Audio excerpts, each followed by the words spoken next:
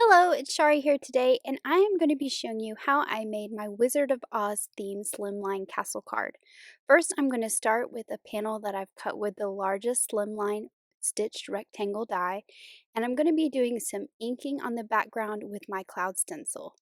I want to divide this card into thirds, so I'm just going to draw sort of a guideline here, about a third of the way up. This is going to be my ground, and this way I know that I can fill everything above that line with my clouds. I'm going to be using some kiddie pool ink and a blending brush, and I've just taped my cloud stencil to my panel here so that it doesn't move around. I'm tapping my ink off on a piece of typing paper before I take it to my cardstock.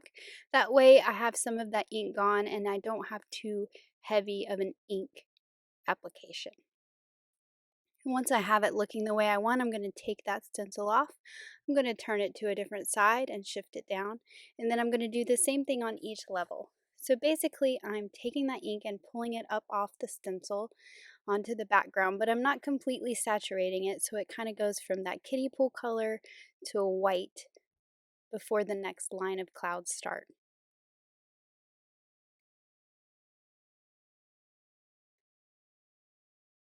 So I've worked my way down to that pencil line that I drew, and I know that this pencil line is going to be covered up, so I'm just going to do one last layer of those clouds in the background.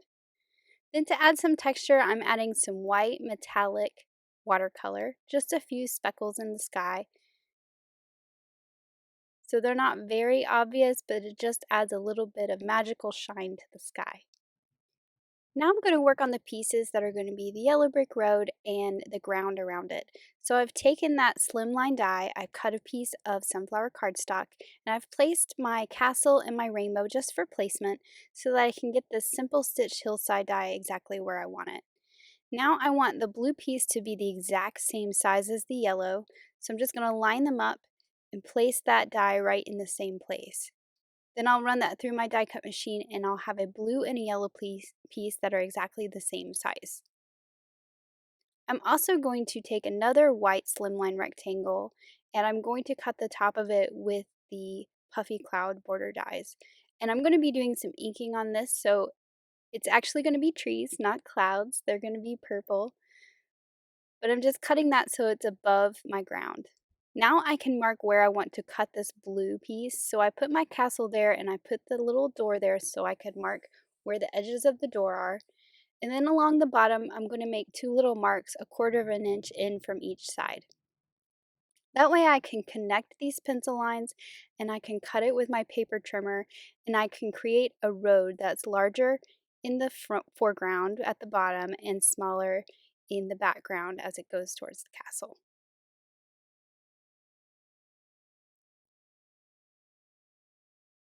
So I'll just use my paper trimmer and line up that pencil line with the guide wire there and just cut those pieces off. So the middle piece is just going to be a throwaway piece or a scrap piece, and then the side pieces are the pieces I'm going to use for the card.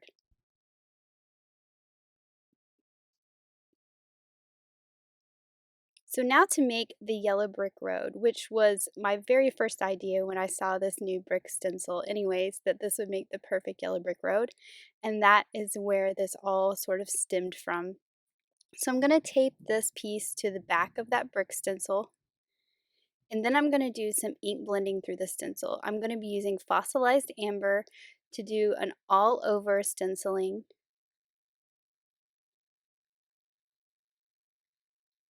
And you don't have to be too heavy-handed, you just want to get the idea of brick onto this piece of cardstock. And you don't have to worry about going all the way to the outside edges either, because those pieces are going to get covered up with the blue that I have there. And then to give it a little more variation in color, I went in with some wild honey distressing and just did a couple darker spots so that the bricks aren't too uniform and there's a little bit more variation in the color.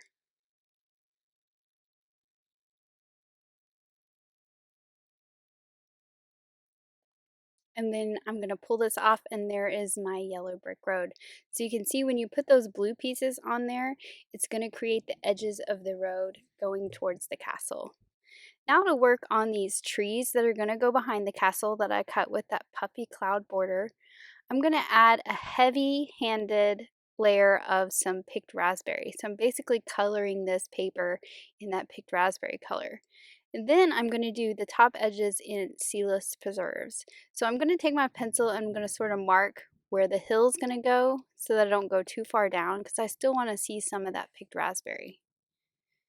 I'm using regular distress ink and seedless preserves here, and I was seeing my lines, so I changed to a blending brush. But once I got it on there, it just seemed so dark because the colors were blending together. So then I tried some seedless preserves in the Distress Oxide, which has that pigment in it. And instead of the colors blending together so much, it's going to sit on top of that picked raspberry a little bit more. So I added that on top and I'm just blending it out with that picked raspberry a little bit more. And then I've got some Stickles glitter gel here. Now on my original card I used regular Stickles, but I just thought I would play with this gel and see what it was like. Both of them have kind of the same look, but this is clear and then it has some iridescent glitter in it, and it just adds some shine and some excitement to the tops of these trees. I started with my palette knife, but I ended up just rubbing it on with my finger, which is what I did with the Stickles on the original card. I'm going to set that aside to dry, and I'm going to start assembling some of my pieces here. So I went ahead and cut all the arches for the rainbow out of the various colors of cardstock. I have some chili pepper, fake tan, sunflower, cilantro, and blue jay cardstock, and I'm just adding those to the base that die cuts. Then I went over the whole thing with a glitter pen and added some very subtle shimmer to my rainbow. So now to work on my castle, or in this case, the Emerald City. And I'm starting with some cilantro cardstock. I've cut that castle base, but I wanted to kind of pull the brightness out a little bit, give it some variation so it wasn't so solid. So I'm just going over parts of it with some peeled paint distress ink and darkening it up a little bit and giving it some variation in the color. The towers, however, are cut from some shimmer cardstock, and I believe this one is from the Tropical Pack. And then I cut all the tops out of some green glitter cardstock. So a lot of greens, a lot of textures happening on the Emerald City. So I've gone ahead and put those glitter tops on the towers, and I'm going to go ahead and add the glitter top to the top of the castle.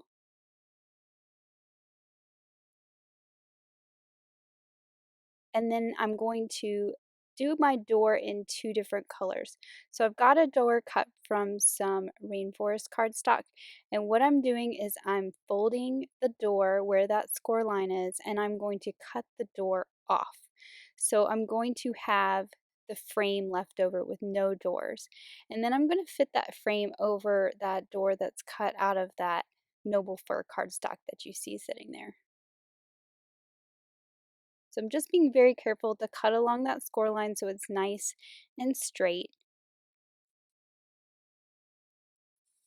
And then I can add a little bit of liquid glue, and then I'm going to slide this over the doors on this noble fir piece. So I'm going ahead and I'm bending those doors so that those score lines are in the right place. I'm going to add a little bit of my glue. And I'm adding it to this piece versus adding it to the frame so that I don't get any glue on the doors as I'm sliding this over the doors. So you can see that fits perfectly over top of that, and now you've got a different colored frame from your doors. So it's just a little added extra effort to get a two-colored look to this. I'm going to go ahead and add those tiny little door handles. And I've cut those from some cilantro cardstock. Since this door is very dark, I wanted them to be that lighter green so they stood out a little better.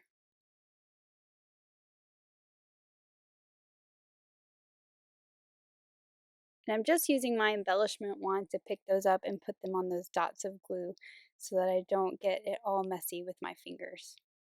So now I'm going to do the little piece that goes in the window.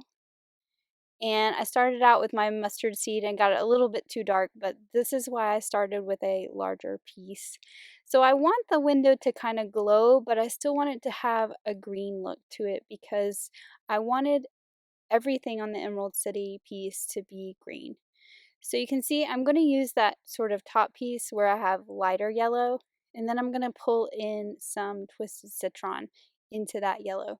So it's going to be like a yellow to green gradient in this window. So I'm just going back and forth between the Twisted Citron and that mustard seed. And you can see you're only going to see a tiny little bit of this, but I like that yellow glow towards the bottom up towards the green at the top of the window. So I'll just cut off the extra that's going to stick up there, and then I'm just going to glue this to the back.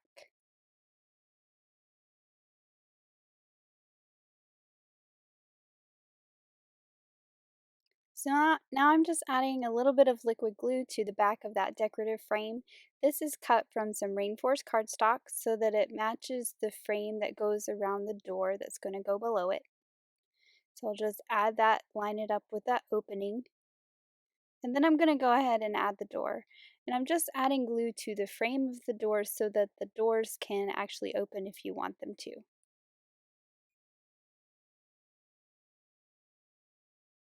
And then I'm also going to add this little piece that goes on the bottom of the window. Looks like a window box, and I've cut that from some peacock cardstock just for a different shade with that blue-green. Now I'm going in with the chisel tip of a Copic marker, and I'm just making tiny little bricks sort of scattered around. So this gives the look of some smaller bricks.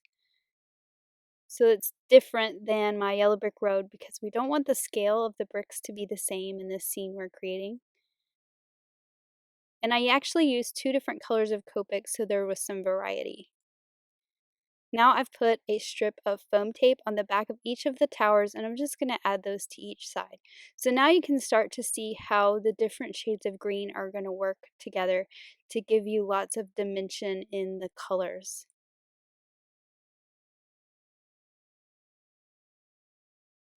And for this castle, I did not use that rectangular piece that goes on the front. So I'm just going to use my foam tape and add it to the back of that last glitter piece. And I'm just going to eyeball it and line it up with the score lines that are on the back. And it's just going to bridge the gap between the two towers. This gives it the look of those towers being set out in front of the door and the door sort of being in a recessed area of the castle, which I just think is a different look.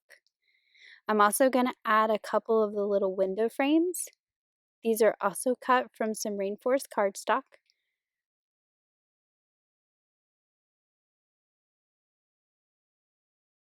And then I'll just add the insides just dropped right into those frames. And the inside pieces are going to be cut from some noble fir cardstock. So the little windows are going to match the colors and the look of the door.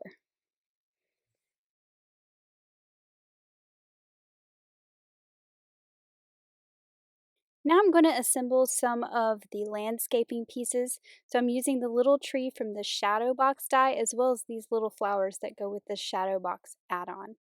I've cut the little flowers from two different pink and red shades of shimmer cardstock, and I'm just going to layer those on the back pieces that are cut from some storm cloud cardstock so you get a dark center to the flowers.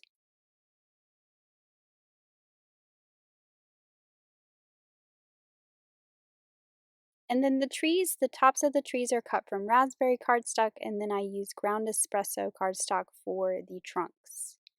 So I've got 3 trees and about 6 flowers that I'll add to this scene once we start putting it all together.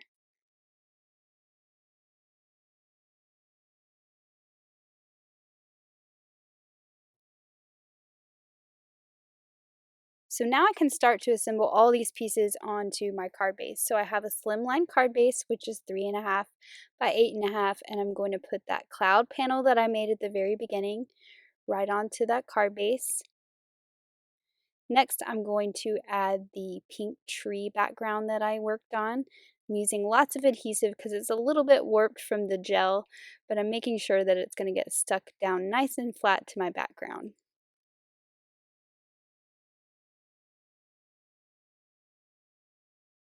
Next, I can add the yellow brick road and the blue pieces. So I'm going to go ahead and add those blue pieces to my yellow brick road. Make sure I can get those nice and lined up perfectly, and you can see that this creates the edge of the road so that it looks like it's going off in the distance.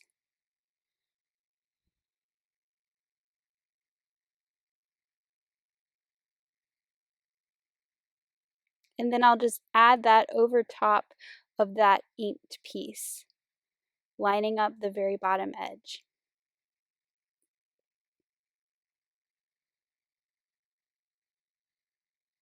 So I've laid my castle here just for placement. I'm going to go ahead and glue down the rainbow. And I wanted the rainbow to look like it's going into the Emerald City. So it doesn't matter that that bottom isn't straight because it's going to be covered up by the castle. And I've already got my foam tape on my castle, so I'm just going to go ahead and pull those pieces off and add that to my card as well.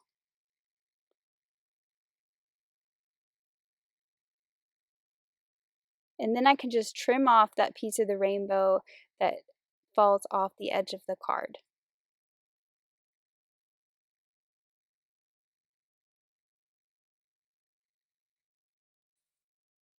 So finally, to do the landscaping in the front, I've got those trees that I glued together earlier.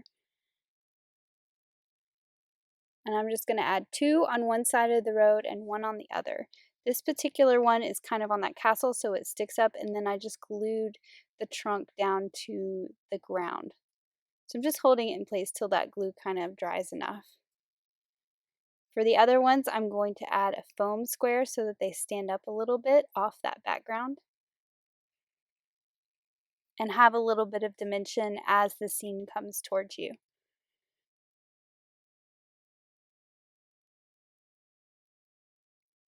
And then finally, I'm just going to sprinkle around the little flowers that I created in that grass, that blue grass. I just love the colors of this card, and it was actually inspired by a cross stitch piece that I have done and that hangs on the wall in my craft room.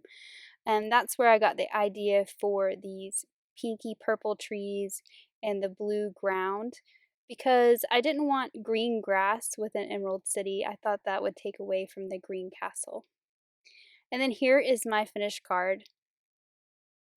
Being a fan of The Wizard of Oz, I am very pleased with how this card turned out, and I hope that you try new ways to use your Build a Castle die than just a regular old castle.